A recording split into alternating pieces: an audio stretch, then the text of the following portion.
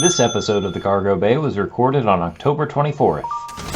Howdy, everybody. Welcome on into the Cargo Bay, where it's time for a little bit of hobby talk, BC. We got Star Wars trading cards to talk about. Oh my gosh! The excitement is just it's buzzing. It's uncontained. It's uncontrollable. It's unstoppable. What's going on? Everyone's talking about Star Wars trading cards. Oh my goodness! BC, it's the moment we've been waiting for all year. We're only like a week and a half late to it, but we're gonna talk about all these exciting things, mainly 2024 Star Wars Galaxy Chrome, BC. Universally loved by everybody. This product, going back to 2021. Which I think you and I lovingly refer to as the good old days now, when those boxes came out at $120. The good old days when we were locked in our houses still. Yeah, those are good times. We got. Do we have a lot to talk about with this? Maybe we got a little to talk about with this. I'm sure there's a lot more to talk about that we're not going to talk about with this. Yeah. I will say, BC, I dipped my toe into the Facebook group for the first time in maybe like a year. And always shout out to the mods running that massive Facebook group. They do a good job over there. But it was fascinating to see that it was like, once again, a good mixture of like pretty wholesome post, just a hateful, like awful shitstorm brewing. Pleasant post. It's good to see that people are still passionate about their Star Wars trading cards over there. But what I like seeing the most, BC, were people posting things from products like Flagship or 2023 Chrome, or it was cool to see people chasing things, rainbows, whatever, out of sets that to me I haven't really, put a lot of thought into since they came out. So I'm glad that there are people out there who are enjoying newer stuff in the hobby, because I feel like I've been checked out of it mostly for the past year, waiting, of course, on 2024 Chrome. Oh, we've been on the edge of our seats waiting for the savior product to come, and I got bad news. I am not stoked about this. well. BC, before we get into what we may or may not about that, I just gotta say, this product will be celebrating the anniversary of Star Wars Episode 1, The Phantom Menace. And it's what we've all been asking for. And the Year of the Sith. What is the Year of the Sith, BC? Have I missed something? I think it has something to do with the election. I'm not sure. maybe that Acolyte show that they canceled immediately. Yeah. It had a good run. Yeah, it had a good run. Right to where my interest was getting a little lukewarm. I was thinking, maybe there is something here to be. I was almost excited to watch it on a weekly basis. Almost. R.I.P. Acolyte. The last episode is what I was hoping for from the pilot. Yep. Hey, but I got good news.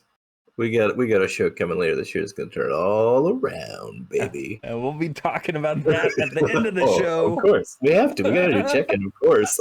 We got to. But before we get there, let's take a little look here at the old Galaxy Chrome. Don't forget to like and subscribe. How about that? We haven't lost any subs, or at least we've stayed the same since we started, doing our jet ski segments. So that's Wave Runner. Come on, Wave Runner. Yeah, please. Don't mention jet skis. We're Wave Runner people now, exclusively. We'll get into more of that here in just a little bit. Don't worry about that. No major fall off. People, they're not. I wouldn't say they're clamoring for more Wave Runner talk, but it's still going to come. So don't worry. It's not. We're not going to let all the excitement about Chrome Galaxy, dilute our love of watercrafts don't worry. We still firmly have that in our hearts and our minds every time we come to Cargo Bay here. So don't worry, people.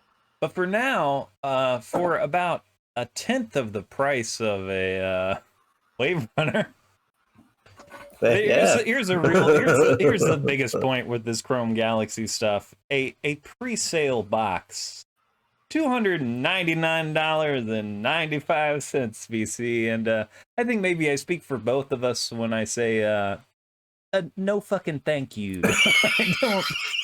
I will not be spending $300 on a box of Chrome Galaxy. That's not happening. As one of our former bandmates once said, absolutely not. I wasn't there for that fabled night. I missed the exchange. Oh, okay. I definitely missed the exchange. I was in the other room, but the tales of the glory will live forever in our hearts. And that sentiment, I feel it in my heart. BC, these are nice looking cards. They shrunk the Galaxy logo a little too small. It's interesting that they didn't stick with the consistency of, like, you see the difference here. I guess you probably can't see, but it is noticeably smaller in the corner of these cards. Yeah. So that's interesting. And also there's a color shift on that superfractor, but I guess that's just a superfractor shining from behind. I also think just from the sell sheet, and this is really what we have to go off of, right? Which is like, hey, here's what's coming. Here's to get you all excited about spending $300 on some Chrome Galaxy packs. Not a lot of focus on the actual like cards in like the base set, which are usually the chase, and more of the like, here's the one Mark Hamill autograph that you're not gonna get. We have a top signer dropping at a rate of 1 per case, is what the sell sheet says. So is Billy D. Williams a top signer? Is it only Mark Hamill, Harrison Ford, Carrie Fisher that are big signers? Because what I'm saying is there are stars in Star Wars whose autographs are worth significantly less than what Mark Hamill's is on the market right now or whatever. But yeah, that seems to be how they're justifying the price. Is like, well, we got big signers, big autographs, big stickers. We got big stickers. We got a ton of those 8-year-old girl Leia autographs just waiting to get into your grubby little hands, everybody. So she's top tier. She's a Skywalker. So come on, that's premium autograph right there. Yeah, you were actually the one who told me the price on this of the $300 because I didn't know what it was. You told me that, and immediately I was like, "Oh, I'm disgusted. Never mind." Yeah, because I was of the mindset that it's like I'll pick up a box.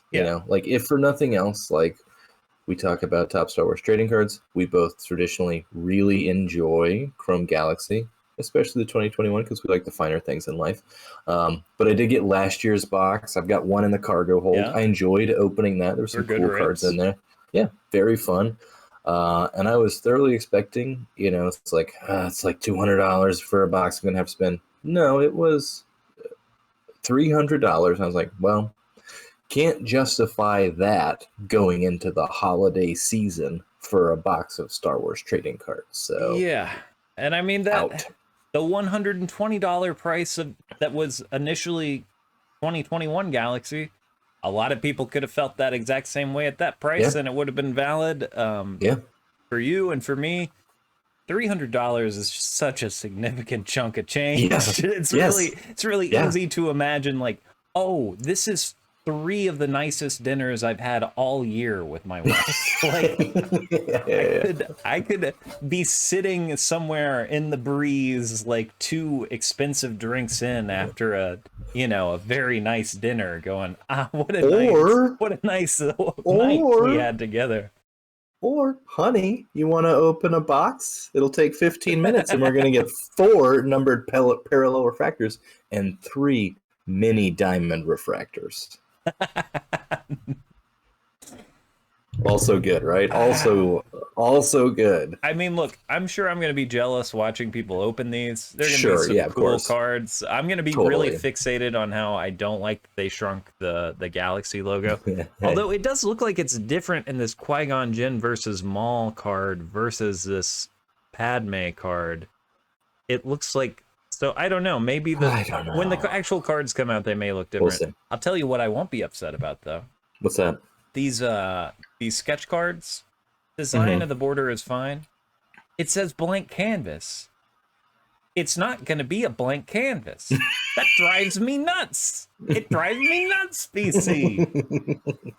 Because it's a framed canvas. Because it's got a painting. It's got a border, drawing on it, presumably. Yeah. You know, if I was buying it to be a blank, that'd be cool. Yeah. But that, anyway. Do we have maybe a course of legal action against Topps for false advertising? Maybe we can squeeze a box out of them or something. I think that's a good move. This says blank canvas. It was clearly already marred. I wanted to paint on it myself. I mean, the Cargo Bay were famously litigious. Yeah, yeah, absolutely. I mean, just ask Sea-Doo. Oh, Sea-Doo knows. I've just asked ChatGPT for a fake name for a law firm. It gave me Harrison and Blake Legal Associates as who's going to be representing us in our case against Top. So that depleted like 3 gallons of water somewhere in the Midwest. Well, don't worry. Well, here's the good news. I did get a little extra. They are our trusted advocates in justice is their slogan. So okay. A little extra spice on it. That makes it worth it. You know, so yeah, let's see. I don't know what else to say about Chrome Galaxy except that it feels weird. You know, there's always been this element of like this kind of gambling, and we're talking about this thing that we enjoy as a hobby. But the higher the prices go, and the reason why we talk about like, hey, flagship is fun. You're not gonna make money on flagship, but it's a fun time. Is this does start to feel a little bit exploitative to me, and I don't really have. It's not fun to be like, hey guys, let's talk to you another week about this $300 box of paper, and built into that price is the idea that, oh, it's gonna be worth money, even though they've got 8,000 Mark Hamill stickers in a box somewhere. I want to welcome you to the Fanatics business model, which I think is best described as predatory. Yeah. Since taking over, it has been all about, hey, we want to make a lot more money and not really upgrade the customer experience at all. So being charged this much more money for a product that is going to be, I'm just going to probably guess, not as good as the one from 2021 kind of feels like a giant load of shit to me. It makes me really hate Fanatics. But I think even like the Breakers, who is their primarily selling to, Breakers stores, they dismantled basically that distribution system that was previously there, because they're like, why are we selling cards to a middleman who are then marking up the price and selling it to the consumer? That money should be going into our pockets. So I think even like Breakers are having to buy this. I think I've seen some who are saying it like $200 a box, which is like, that's insane if that is your wholesale cost. Yeah. On this product. And I could be wrong. I mean, I don't know for sure that number's right, but I have seen in the Facebook group people who are complaining, who are Breakers or have a card store or whatever, who are like, yeah, the prices on these boxes are insane, even at the price where we're getting them at wholesale to then break or sell to customers, which is really a bummer. But hey, let me turn this around for you and hit you with the inserts that are going to be in the set. Maybe it'll change our tune on this $300 a box. Okay. I'm hopeful. Do I click a slide, or are we saying? No. It's just we'll just stay here. I didn't do a slide for these. So we've got, as you mentioned, we are celebrating the 25th anniversary of everyone's favorite Star Wars property. So inserts include Art of Naboo. Original art referencing different beautiful locations from artist's balance sheet celebrating the planet Naboo with the following parallel structures, basically numbered from 199 of 1, the superfractor level. Wow, of 199 parallels in these $300 boxes, eh? So you're guaranteed parallels. You could be getting some of 199s, which 199, 175s, wow, and then all right. 150. So they're printing a whole lot more than they used to, and selling it for a whole lot more than it was originally sold for in 2021. Which means that your base set is just absolute garbage, waste of paper, because everyone who's interested at all is going to have way more base set than they want. Yeah. So yeah, 199, 175, and then you got the 150 to 1, which are all basically the same. You've got the art of the Sith, featuring original art from Jason Thomas, focused on 8 Siths. Wow, they mentioned an artist name. Universe. That's exciting. They do. That's exciting. Maybe it's even on the back of the card. That'd be good. My wallet's heating up. We've got Phantom Menace 25th Anniversary, The Art of Darth Maul. This insert will be highlighting 25 years anniversary. This insert will be highlighting 25 years anniversary of Darth Maul through unique original art from previous Galaxy series, along with new art. Artist not credited. Power of the Dark Side. This insert will be original art from the artist Tracy Easterday. Thank you, Tops and Fanatics. I love hearing an artist's name. Telling the story of the power of the dark side and how Anakin falls to it. Neat. Okay. We've got Galactic Empire art. This would be an original art insert from artist Uzuri Art that would be focusing on the characters from the Galactic Empire. Now that's branded, because you know that's a handle. Then that person was like, put my Instagram handle as my name. And you can tell that this has not been spell checked really at all, because it is like a first and last name in the cell sheet. Well, maybe the last name is Art. I don't know. I was just assuming. I think your assumption is correct in that this is just blatant oversight, but I'm not fact checking anything. This is the world we live in. I've got Armor Shadow Box. This insert will be a shadow box card featuring helmets from the most well-known characters with iconic helmets, 1 per case. The helmets are going to be a hot search. All right. I'm guessing a little medallion inside with like a plastic, sheet over it. A heavy thumper of a card that people are going to go goo-goo for. Very exciting. Action figure variant comic cover. So these are they're taking those action figure Marvel comic covers and turning them into trading cards, which is kind of cool. I like those. I've got some of the variant covers. It does mention the artist, John Tyler Christopher. There's like a kitty attacking. Hey, but he's excited about the product as well, as you can tell. And then we've got One with the Force. This will be a 5-card insert. That's only 1 of 1 superfractors of characters from the light side and the dark side of the Force, not the middle side of the Force. Okay, so that's new. We've got cards that they're only a single print of that particular artwork, which of course so this justifies Yoda the 1 price. with the Force. Yeah, this Yoda 1 with the Force. A true 1 of 1 in the ultimate sense. Only 1 printed. 1 superfractor. So I think what's fun is that of the cell sheets, the 4 of the 5 cards that we have shown are actual 1 of 1s. The sketch card is a 1 of 1. The Yoda is a 1 of 1. That's a Qui-Gon Superfractor, and the Mark Hamill is a 1 of 1. So, pretty. I mean, this thing's going to be loaded with 1 of 1. So we probably should buy a case. Yeah, it's clearly we're gonna get a 1 of 1 if we get a case. Oh yeah. And it will be worth the $3,000-$4,000 or whatever the box is.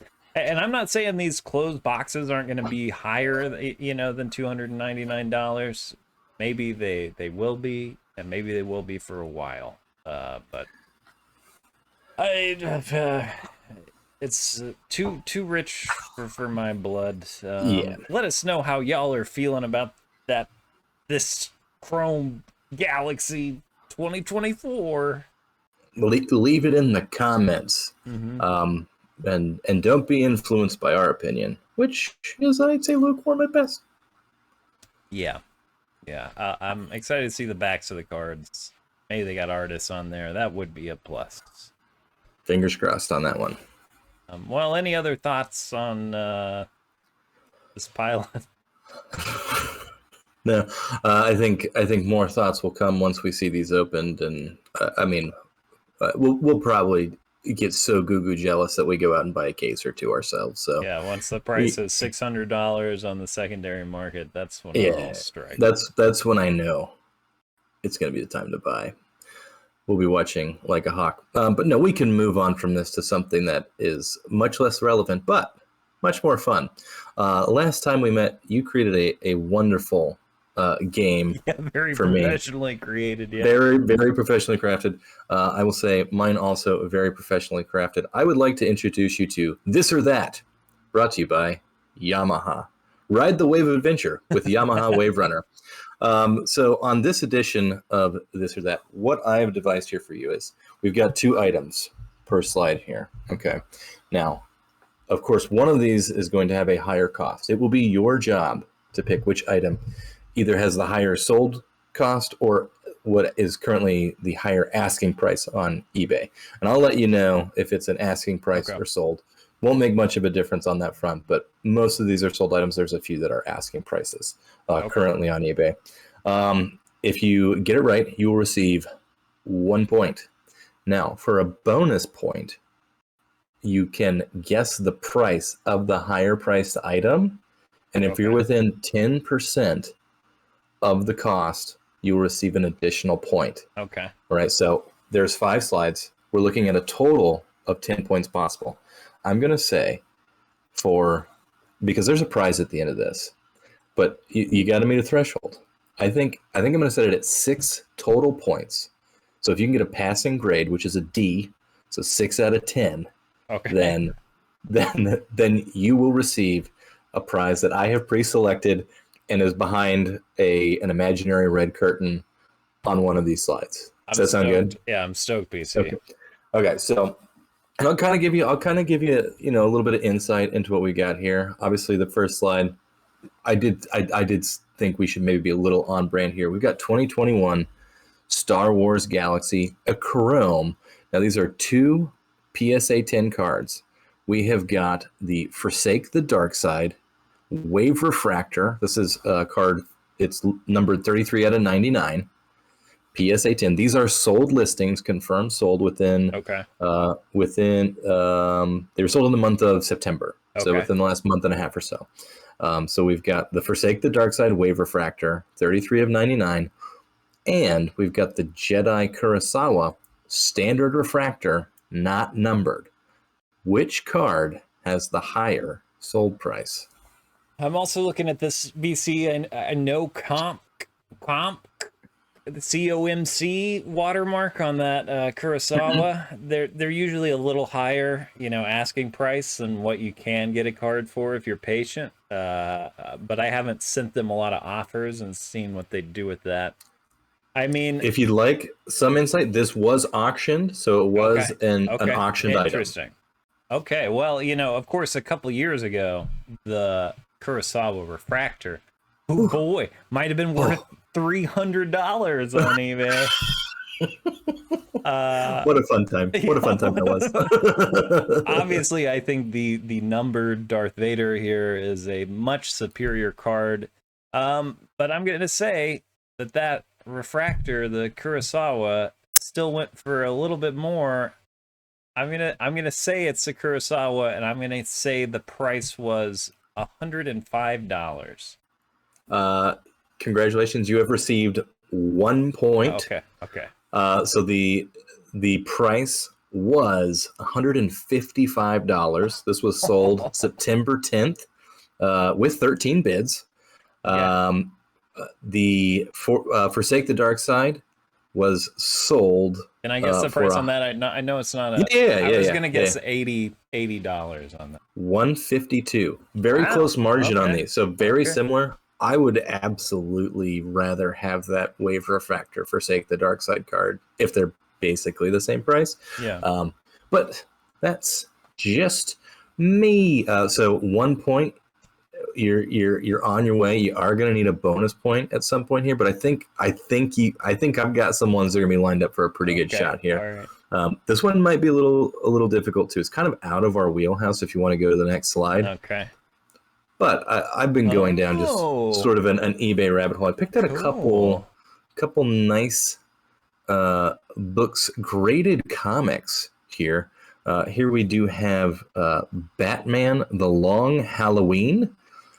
This is a CGC 9.8. These are confirmed sold items. So we've got that from 1996. That's the first issue in the Long Halloween run. And then we've also got Batman 404, which is the first issue in Frank Miller's Year One run. All right. So both graded basically as high as comic book grades, both sold this month. Okay. Well, I adore the Long Halloween. I've never seen that cover, even in my trade paperbacks, which, by the way, you can get a trade paperback. They're releasing like these $10 smaller trade paperbacks of a lot of runs of comics right now, which is cool. DC is doing that, I believe. But anyway, Long Halloween I prefer as a comic series, but Year One maybe even more influential. Maybe the seminal work of Batman in this age of making Batman dark and scary. And look, you got the dead parents right on the cover. One is seasonal more than the other. I'd say, most functional adults probably don't want someone with their brains blown out on their wall, but we're not talking about that necessarily. I think Year One is the more valuable comic. I think it sold for more. And I'm going to guess that this is a $205. Actually, let me think about comic grades, that big old plastic slab. I'm going to say $240. Knowing nothing about comics. I love it. This was the hardest one, and I apologize. This one was challenging. Okay. Wrong on both counts. Oh, no. No.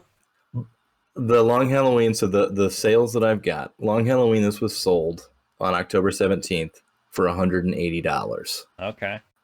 The Year One was sold on October 5th for $175.50. Okay. So very similar in price. I will award you 1/2 point for that. That was a tough one. You're at 1.5 points total here. 1.5 points total. Now, if you want to go to the next slide, let me just describe what we got here. So $600.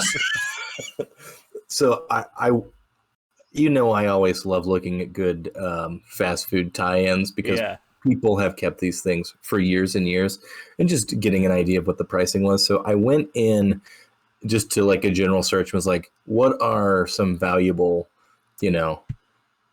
toys, right? And they're like, there's some 1977 Star Wars tie-ins. I didn't look at those. I'm like, I want something from my childhood. So I found this Mufasa new in bag toy. This was from the Burger King Kids Club. This features Mufasa in an iconic pose. And Lion King was listed among valuable. I will give you a hint. I was slightly misled by what valuable means to the internet in some situations. Yeah. Now, the other item here is just the box. just so we're clear. It is only the box for the KFC Kids Meal release of Star Wars Episode 1, The Phantom Menace. So what we're dealing with here is a Mufasa in bag and a flattened box from 1999. That someone, by the way, has 7 of these, so no shortage if you're looking to purchase a KFC Kids Meal box from 1999. But which one of these, and these are not sold listings, these are asking prices right now. Yeah. Which one of these has the higher asking price? Well, I have done some research myself on, are there any valuable kids meal toys from our childhood? And pretty universally, the answer is no, absolutely not. They made millions of these things, and anybody who had any hoarder potential at all was like, I'm going to keep these until they're worth money. And They never were. They never will be. In almost every case, they're worth nothing. And I do know there is a lot of nostalgia surrounding the episode 1 marketing push. So I'm going to say the KFC Kids meal, even having millions of those as well, is a higher asking price. And I'm going to say the asking price is $4.39. Right on one account for sure. It is the higher asking price. Now, if you had said $4 was the asking price of this Mufasa, you would have been right on point. Wow. The asking price for that flattened box is $8. $8. Can they?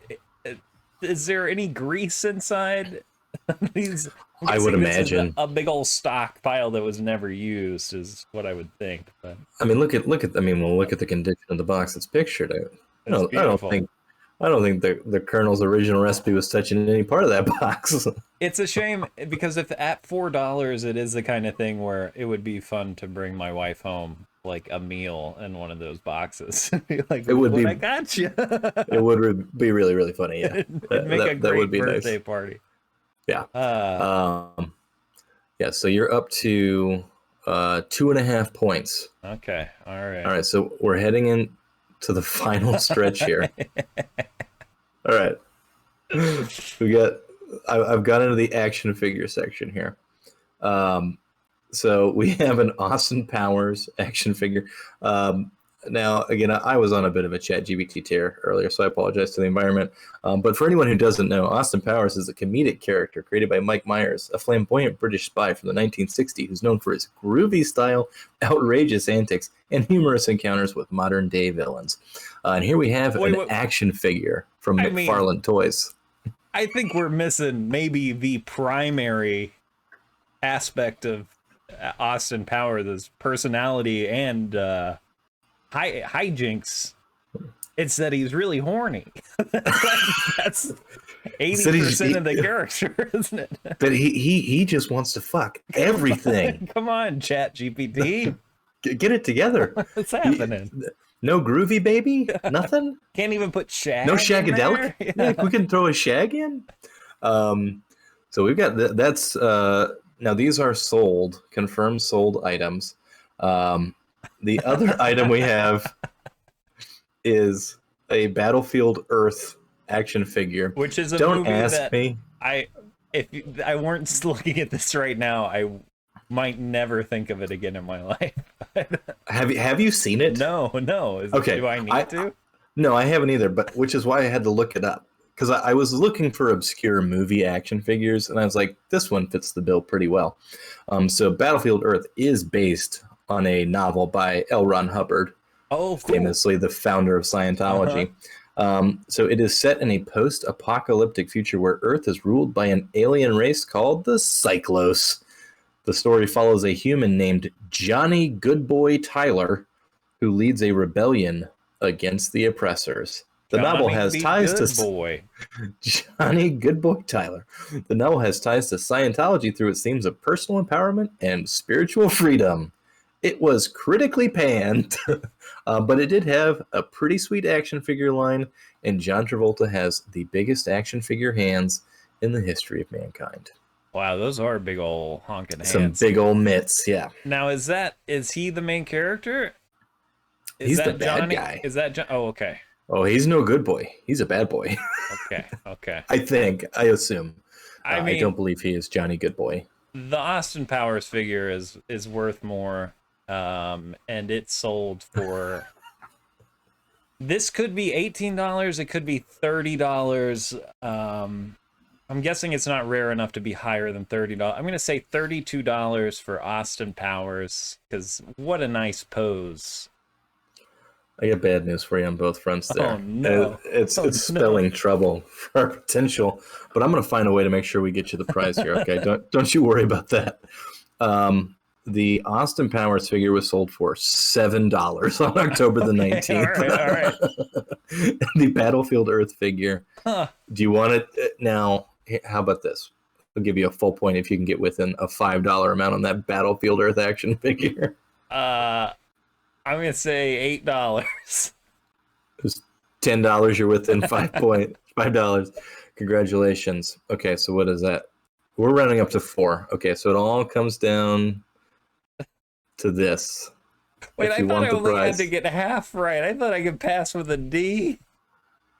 Well, I can't believe that's a bargain on that Austin Powers, folks. a great deal. And don't worry, if you want one, there's a ton of them on eBay. And they're all shagadelic, baby. I think I watched the first one recently, or at least a good chunk of it, and was impressed that it hadn't aged as poorly as I feared it might, Like it, I thought the humor would just be, like, insanely problematic. Offensive? Yeah, And it mostly wasn't. But then again, there is a third one, which the main thing I remember about the third one is that he's eating like dead skin all the time, which is why I'll never watch that movie again. There's also a clip where Mini-Me is humping Beyonce's leg. Oh, okay. Yeah, it's fantastic. It's fantastic stuff in Goldmember. When the franchise really hit boy. Here's what I found, and this is something that I was only sort of aware existed, but I was not aware to this level. And I will say, one of these two is the highest asking price or sold price for any item on the list here. Oh, no. What I have for you here are from trading cards from historicautograph.company.com. We have got a Joseph McCarthy. Is he the guy? Is he the Red Scare guy? Well, Senator Joseph McCarthy was a U.S. politician from Wisconsin known for his aggressive anti-communism campaigns in the 1950s, which led to the term McCarthyism. Now, this card is numbered 2 out of 17 and features a sample of his hair. Now, the other card is a hair strand relic, 21 of 25. Charles Lindbergh. Charles Lindbergh, celebrated aviator whose legacy became controversial due to his outspoken isolationist views and ties to the American First Committee, as well as allegations of anti-Semitism during the rise of Nazi Germany. Damn it, I thought I was going to have this in the bag because I was like, the Nazi hair is going to be worth more. But you tricked me, BC. You got a hair plucked out of the heads of 2 different Nazis. Christ. Historic DNA. Look, I recognize both of these names. I thought maybe Lindbergh wouldn't give me an icky feeling in my stomach, but less familiar, just based on that I know who Joseph McCarthy is, and I feel like there's a bigger audience of people who are like, yeah, we got those commies, versus like out and out, like I want the guy who was I hear where you're going right now. I want you to win the prize. I really want you to reconsider your answer right now. Well, I wasn't done. BC. Okay, good. I had to think about it for a second because airplanes are big. Oh yeah, and also like it maybe a little more confusion around McCarthy. Yeah. Maybe less, was a little bit more under the surface. Sure, yeah. Everything was ostensibly for the good of the country and the good of the American people. So I bet there are a lot of people fighting over Nazi bullshit right now. So I'm going to say that it's the Lindbergh hair sample. Is the more Congratulations. Valuable you have received the point. And just as a friendly reminder, the current highest priced item that we have gone through is the Batman Long Halloween CGC 9.8 that was $180. This is more than that on the current asking price. I'm trying to think if there are any horrible numbers around the $400 range. I don't know. I'll say that the asking price is $400 on that. You're within $100. You get 2 full points. Congratulations. Nice. You've won the game. The asking price is currently $329 for this little bit of Charles Lindbergh's hair. Boy. Yeah. Well, Now, if you want to go to the next slide, we can shake the Nazi vibes for just a second. It'd be great. Now, when you click, this will reveal the prize. I will not be seeing it in real time because I am not seeing your screen, but I'll know by your reaction how jazzed you are about the prize. Go. The curtain's right. Yeah. Yeah. BC, it's beautiful. I of course had the Frodo glass from Burger King. But this is the Gandalf glass. It's still got that LED base. You can see that LED barely hanging on, and the yellowing of the plastic. Wow, this is a real nostalgia chunk for me here, BC. Yeah, I like I said, I took a pretty good detour around eBay today, and I was like, what would be a good prize, for winning the game? And I thought about this beautiful goblet. Now, you could have got your beautiful wife a meal and brought it to her in that KFC box, but this, you've got a light up goblet. You can share a nice vino together, perhaps. I will say we split a bottle of wine last night, which is something we very rarely do. I was poked fun at a little bit because I drink out of a goblet when I drink wine instead of a wine glass. Like, what are you doing? Well, I'm drinking out of a goblet, of course. So this. I mean, save this definitely for special occasions too. I mean, this goes in the china cabinet, I would imagine. Yeah. It's our anniversary, baby. Time to bust out the Gandalf. That's a beautiful thing, BC. What a prize. What a glorious thing.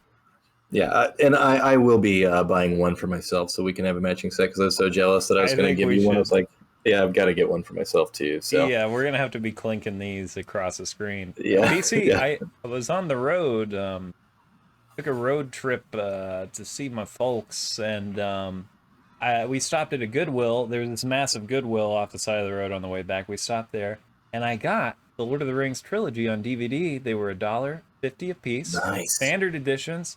But I was just, I've got like maybe one DVD of the first one and then another like special, it's just kind of floating around where I've lent them out. And I was like, let me just grab them. And they were in those color coded, the green and then the red and the blue. And I was so excited. Found out my Return of the King, it's full screen edition. It's a pan and scan. So it's heartbroken. But I did also get Starship Troopers and Magnolia for $1. Oh, nice. A piece, so. That's so solid.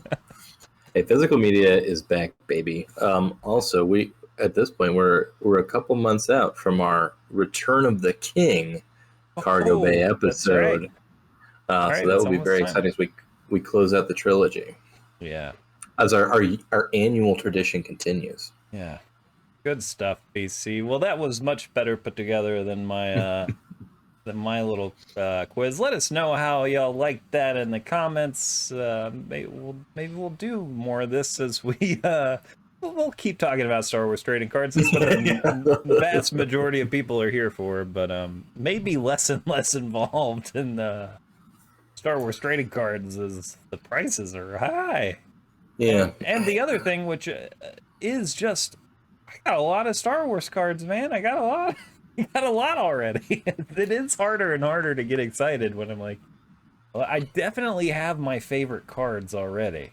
It's hard for me to get the fervor to buy something else. Or I'm like, I've got a really nice box full of some good stuff. Yeah, I've got too many boxes full of really crappy, mediocre stuff. That's my problem. So I need to do a much better job of curating the collection, as it were, here on my end. I haven't looked at eBay for a Star Wars trading card in, unfortunately, quite some time. I still check the ending soon auctions a lot before I go to sleep, just like as something to scroll that's not news. Before I pass out, but haven't looked for anything specific in a long time. I guess I look for PSA 7 yellows.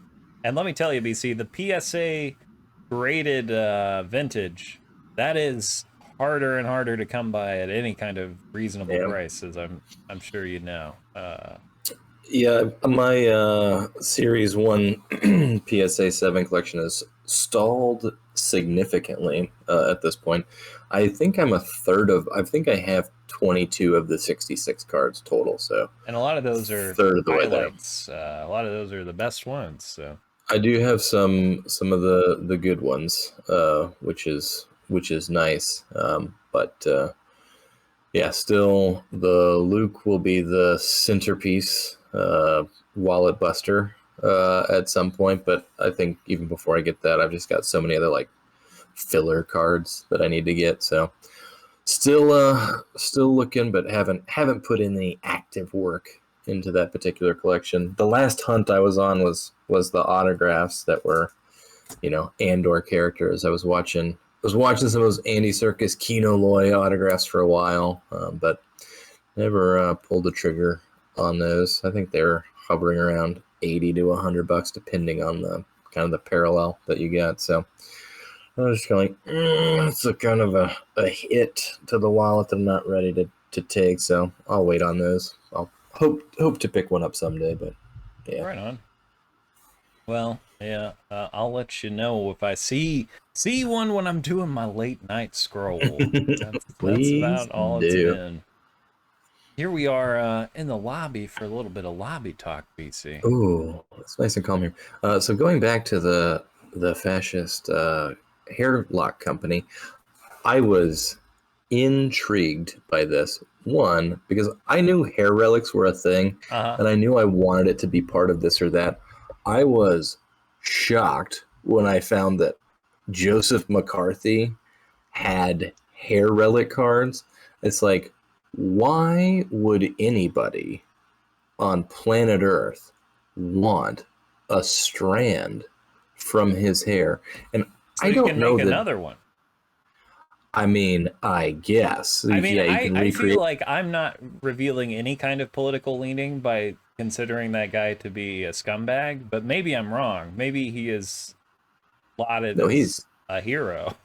no, I thought he's an I thought outright pretty scumbag. universally everyone was like, that was all really bad what we did Yeah, during it was so bad. Arthur Miller had to write a play about it. yeah. So uh, I'm pretty yeah, sure a lot of people who are like, I hate those commies are just like, that was bad. What yeah. happened? I But I did go down a bit of a rabbit hole looking up historicautograph.company.com, who makes these. uh-huh. And on the, and you sort of find them from the back of the card. So this is the back of the Joseph McCarthy card, which says, you've received a historic autographs relic card containing an authentic strand of hair from politician Joseph McCarthy.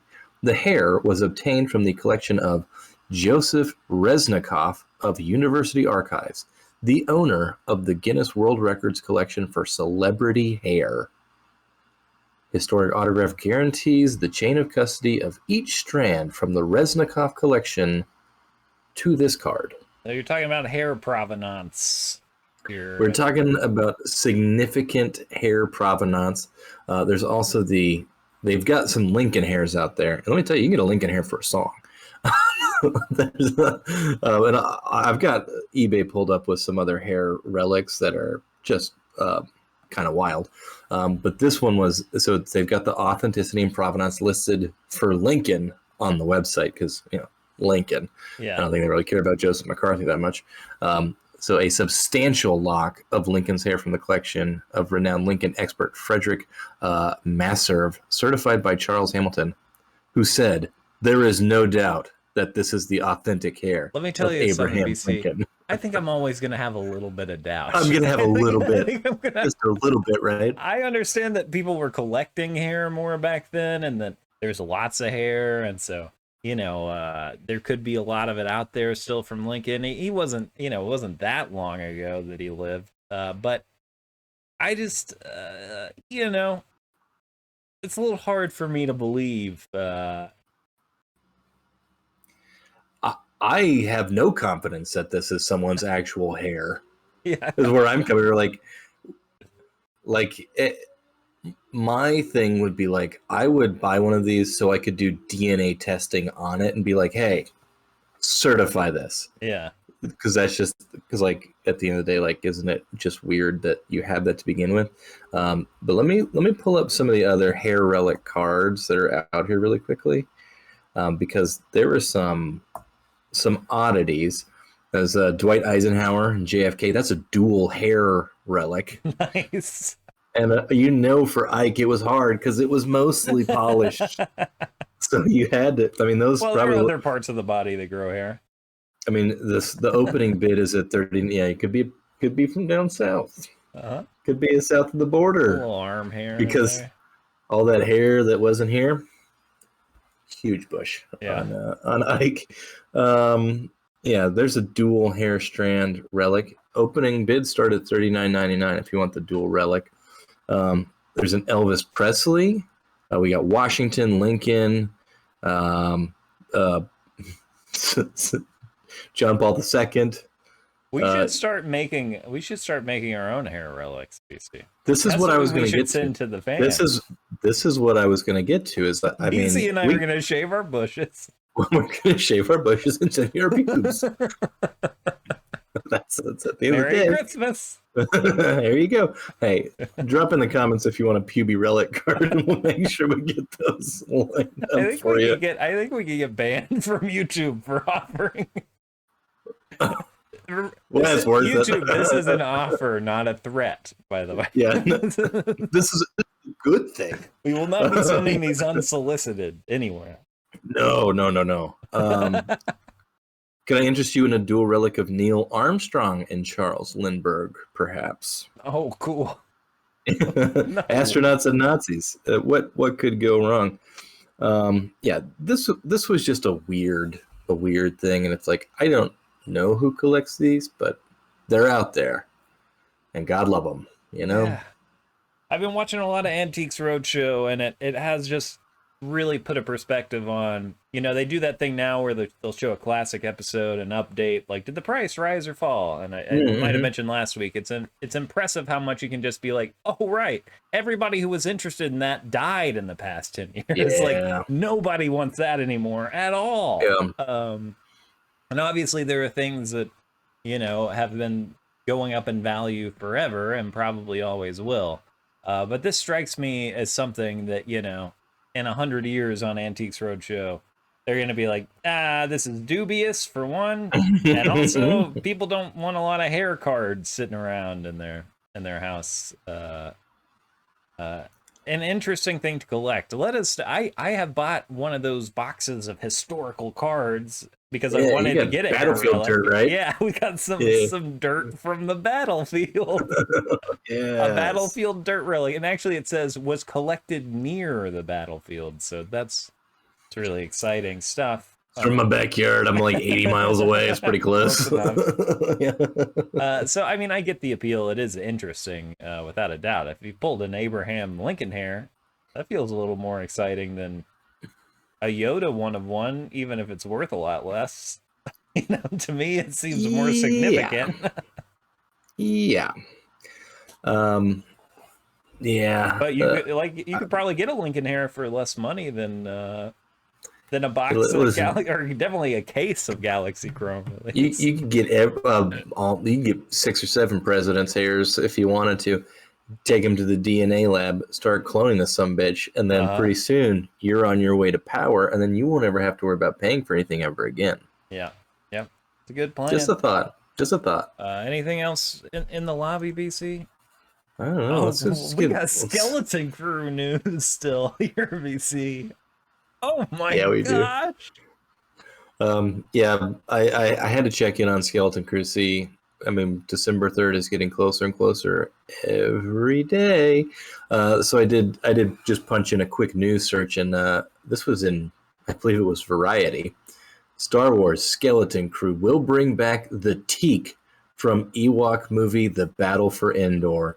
And fans went bucking nuts, baby. Me included. Oh, man. Oh, yeah. I'm so jazzed. That little sock puppet's coming back. Let's go. Now, who is Teak? I had no idea. But it was newsworthy. I'm guessing it was the possessed. It was a news release. Okay. this was a news release. Someone in marketing or advertising or someone with some bullshit low-level executive producer job is like, get Variety on the horn. I got a scoop for them. Teak is going to be in this shit. Teak. From the Battle for Endor movie. Yeah, Teak. Everyone's confidence in the franchise has been restored.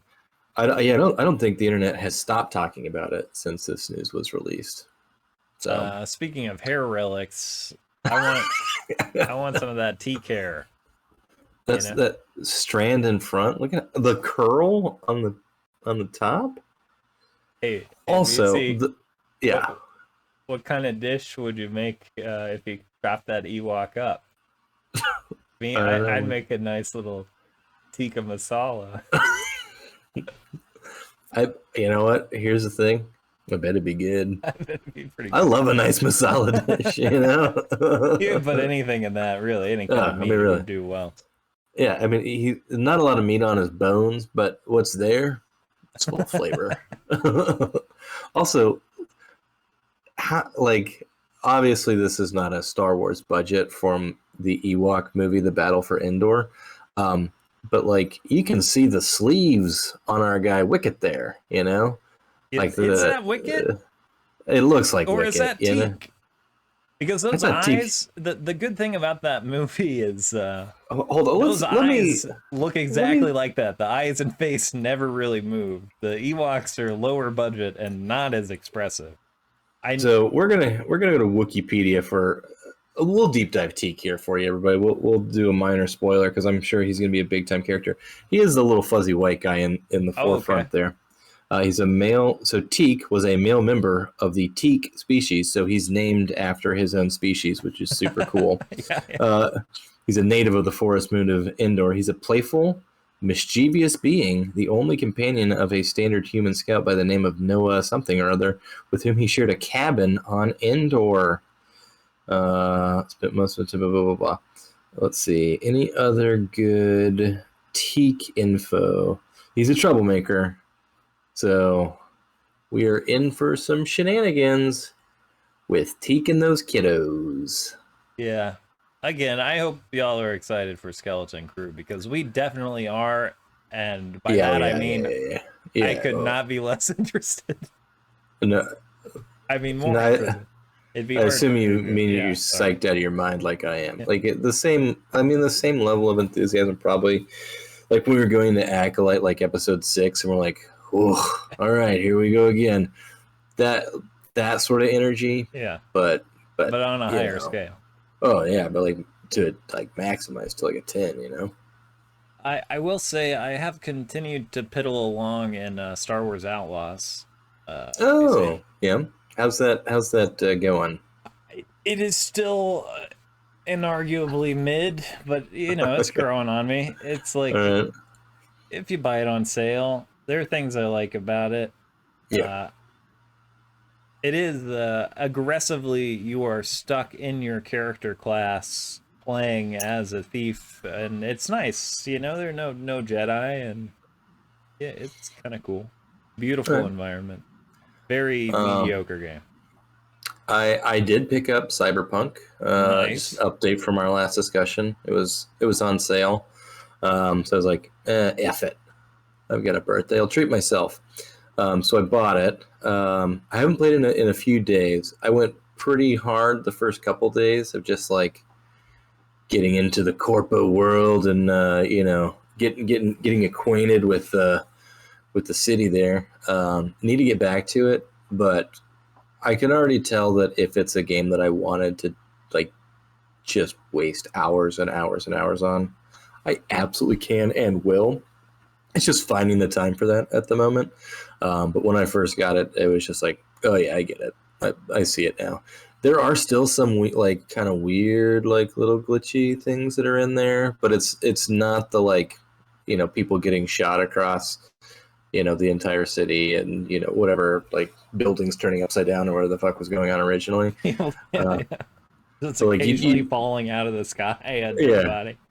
Yeah, you do see some of the seams still, but like I don't care. It's fun, you know. Like I I bought into the story pretty quickly, and once I'm already looking forward to the expansion that came out for it, just based off of the trailer that I watched. I did not buy that one yet. I will wait for that to also be on sale too, which I'm sure it will be. But yeah, I think a story driven, character driven game is like kind of the wheelhouse. I loved The Witcher 3, and so I know this was like their follow up project to Witcher 3.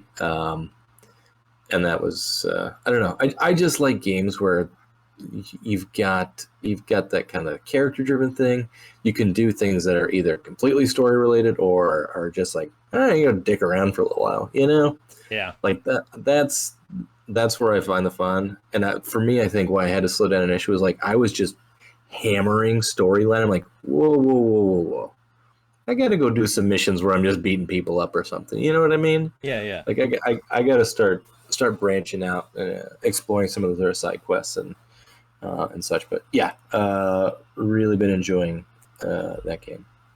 A much more competent game in that direction than Outlaws, for sure. Yeah, it's a bummer. I mean, like that version of a Star Wars game is kind of always what I've wanted, and it's just like we did this one, and like. They've never quite done it, which is wild. I mean, I know there's Star Wars Galaxy, and they're big open Star Wars worlds, but it's not quite like that typical experience where you are rewarded for just kind of doing whatever. Whereas Cyberpunk does do that. But we got Jedi Power Battles remastered coming out, so that's gonna be fun.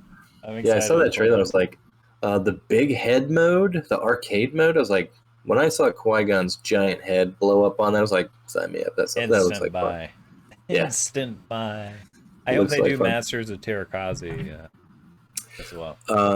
Here's another game that's on my radar, and now this is it's going to tie in kind of to the gift that you're going to be receiving here shortly. It's this Lord of the Rings, like you live in Hobbiton. It's like it's like a farming style game. What's the really popular version of that? Stardew Animal Crossing. It's like Stardew and Animal Crossing, but you're in the Shire. And there was just like a quaint little trailer that I saw for. I'm like, I don't give a f. I'm getting this game. I like the sound of that. Yeah, I'm gonna do some Shire dwelling. You know, I'm gonna get me some potatoes. I want exactly 2 months of a game like that every 24 months. I'd say. Yeah, occasionally the mood will strike me. Like almost all of humanity, I leaned really heavily on Animal Crossing at the beginning of the pandemic, and it got me through some dark times.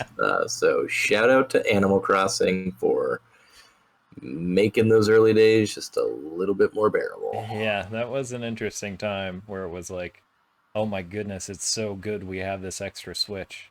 Oh. We can both play Animal Crossing at the same time. Whew. We had to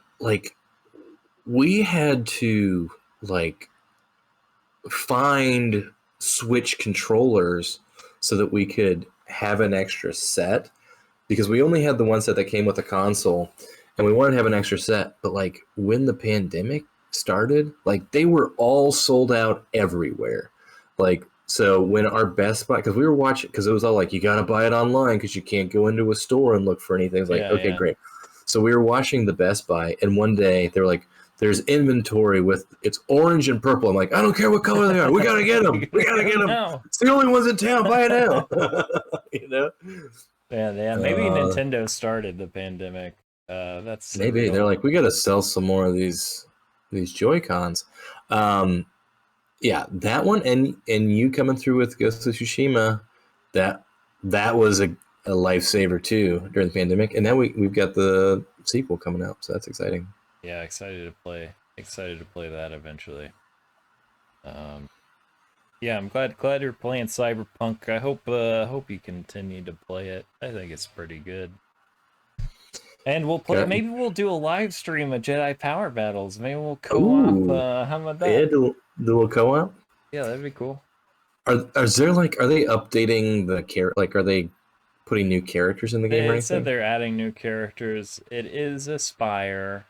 Aspire, who does these kind of mediocre Star Wars sports, and God bless them. I'm glad they don't need to put a bunch of polish on them. Just get them on my Switch, so I can play them. Yeah. There's one bug that's a little annoying in Jedi Outcast, but it's okay. It's okay. I'm happy to be playing it on the Switch. They of course got to do the KOTOR remaster. They were put on that, and then executives saw what they were working on and said no. Which is what a lot of people were like, I don't know if Aspire is ready for that. But I think they did a serious remaster of something recently that people like. Oh, they did. I think they did the Tomb Raider remasters that people really liked. So I'm glad they're still doing stuff. They are adding a few things into power battles, but I wouldn't expect anything too fancy. Yeah, I was excited about the KOTOR thing, but and then bummed because they just shelved it completely. I don't think it's like not happening at all, right? Yeah, like nobody's working on that. That's a bummer. Yeah, for sure. Well, speaking of bummers, time to end the show, BC. Y'all we did it. To us. We could talk to us in the comments. Tell us about things. Things, people, places, things, all the nouns. Talk to us about them. Drop it in the comments. Drop some nouns in the comments. Can't wait until y'all are ripping some of that sweet chrome. You can share all the goodies you get with us as we watch from the sidelines. On our jet skis. No, yeah, obviously, this episode brought to you by Yamaha. Ride the wave. Yeah. Bye forever. Oh, wait, we got a shoomp. Shoot. What? I'm ready.